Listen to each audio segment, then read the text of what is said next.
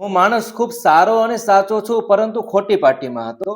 આવા બયાન સાથે રાઘવ ચઢ્ઢા ભાજપમાં જોડાયા. તમે કહેશો કે આ ન્યૂઝ તો અમને ખબર છે, તો ચલો એવા ન્યૂઝ હું તમને આપું કે જે તમને ખબર નથી. આમ આદમીના 7 MPs ભાજપમાં જોડાયા. આમાં રાઘવ ચઢ્ઢા, સ્વાતિ માલીવાલ, હરભજન સિંહ અને બાકીના નામ છે.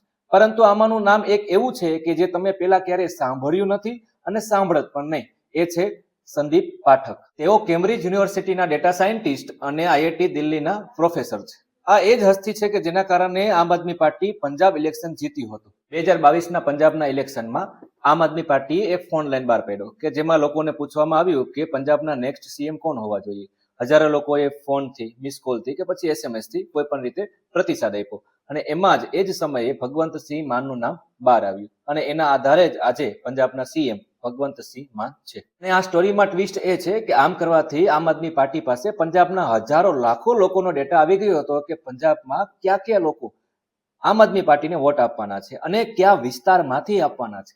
અને એવા વિસ્તારો કે જ્યાં 50-50% વોટિંગ ચાન્સીસ છે, તો એ વિસ્તારમાં રેલી કરીને કે પછી સ્પેશિયલ ચૂંટણી પ્રચાર કરી અને કઈ રીતના વોટિંગ રેશિયો વધારી શકાય. અને આ બધો જ ડેટા એક ફોન લાઈન આઈડિયા દ્વારા આમ આદમી પાર્ટી પાસે હતો. અને આ બ્રિલિયન્ટ આઈડિયા હતો સંદીપ પાઠકનો.